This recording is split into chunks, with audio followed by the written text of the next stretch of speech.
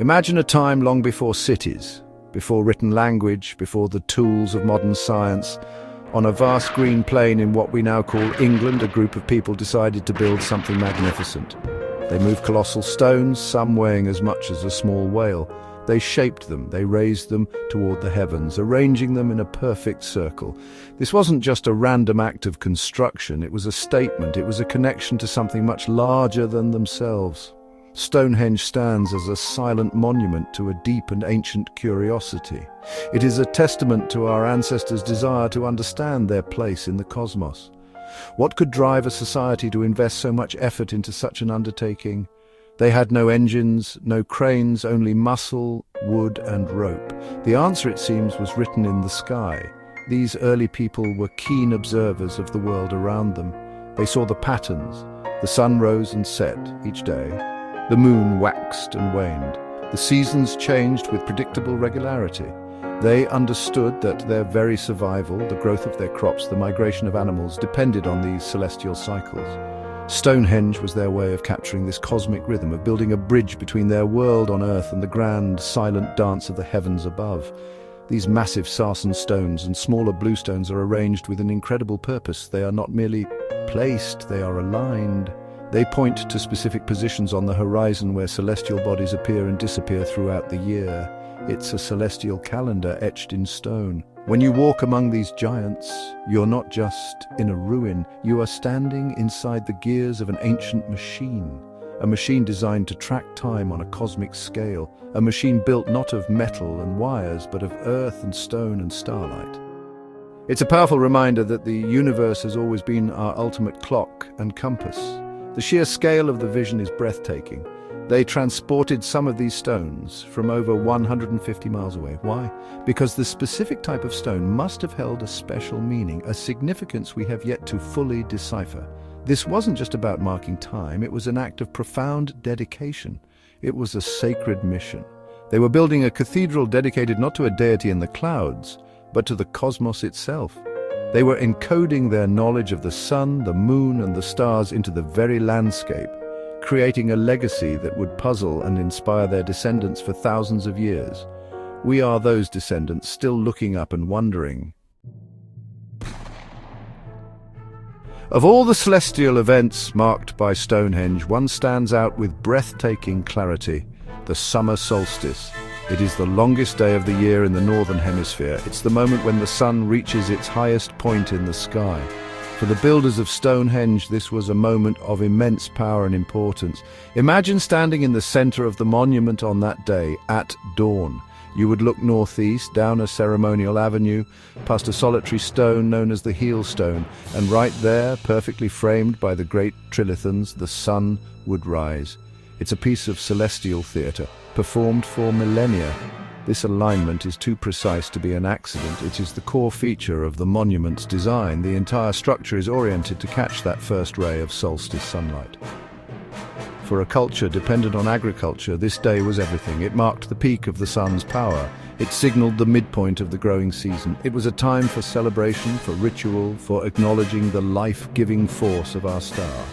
The builders created a monumental stage for the sun to perform its most important act of the year. They weren't just watching the show, they were participating in it, honoring the star that made their lives possible. The importance of the solstice would have been woven into the fabric of their society. It was a day of cosmic significance that had very real, down-to-earth consequences. It was a turning point. After this day, the sun would begin its slow retreat. The days would shorten and the world would prepare for the coming winter. By marking this moment so dramatically, the people of Stonehenge were demonstrating a deep understanding of the astronomical cycles that governed their existence. They knew the rules of the cosmic game. They knew that Earth's tilt on its axis was the engine of the seasons, even if they didn't have the words we use to describe it. Today, thousands of people still gather at Stonehenge to witness this ancient spectacle. They come to feel a connection to the past, to stand where our ancestors stood and see what they saw. It's a powerful experience. It connects our modern, technologically driven world to a time when the rising of the sun was the greatest event imaginable. This single, stunning alignment is the most obvious clue to Stonehenge's purpose.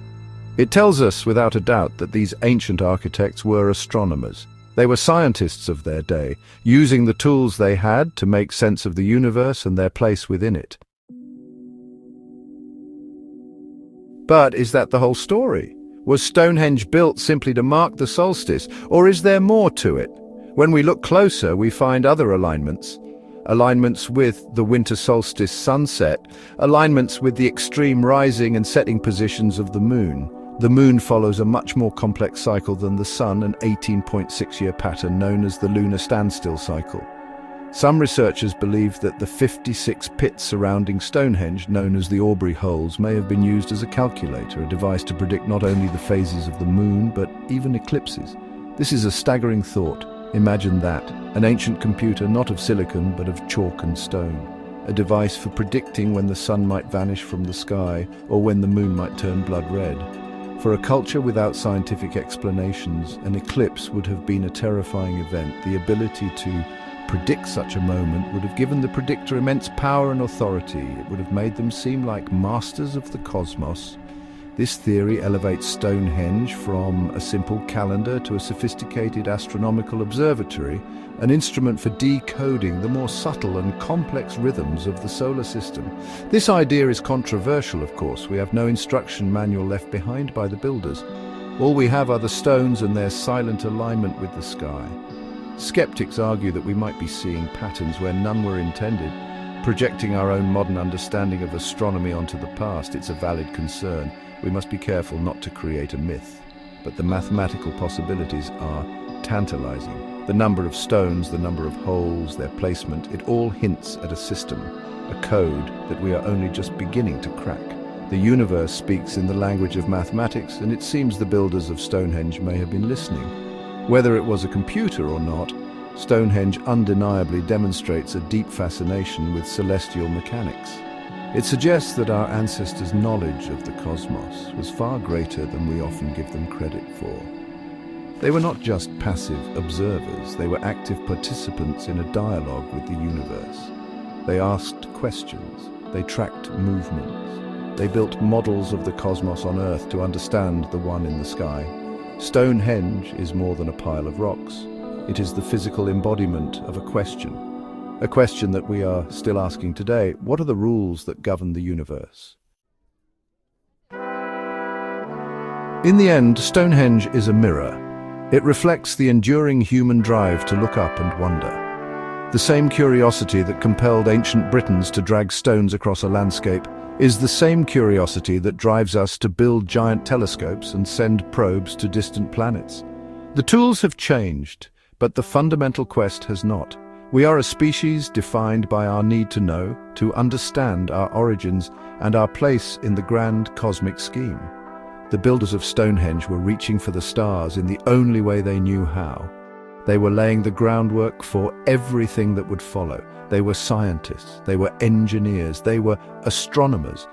They may not have had the equations of Newton or Einstein, but they had observation and patience. They watched the sky for generations, passing down knowledge, refining their understanding, and culminating in this incredible structure. Stonehenge is a monument to the scientific method in its infancy. It's about observing a phenomenon, identifying a pattern, making a prediction, and then creating a tool to verify it. It's a 5,000-year-old science experiment that you can still visit and touch. It's a humbling connection to the dawn of human intellect.